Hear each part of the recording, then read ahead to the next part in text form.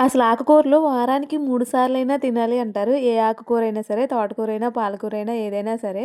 కనీసం 3 సార్లు తినకపోయినా పోనీ వారానికి 2 సార్లైనా తినాలి. లేదు తినలేమంటే కనీసం ఒకసారైనా తినాలి.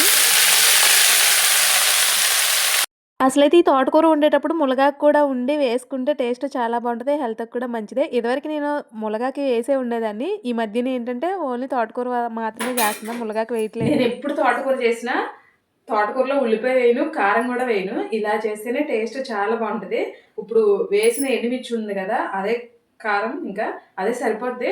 తోటకూర కొంచెం చప్పగా ఉంటేనే కర్రీ ఎక్కువ కలుపుకొని తింటారు కాబట్టి ఇంకా బావుంటది. మీరు గూడా ఉల్లిపాయ, కారం వేయకుండా ట్రై చేసి చూడండి. టేస్ట్ బావుంటది.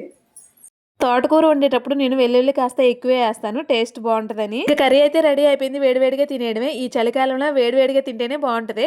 వేసవికాలంలో చల్లగా తింటే బావుంటది. వీలైతే ఒక లైక్, కుదిరితే సబ్స్క్రైబ్. Bye bye.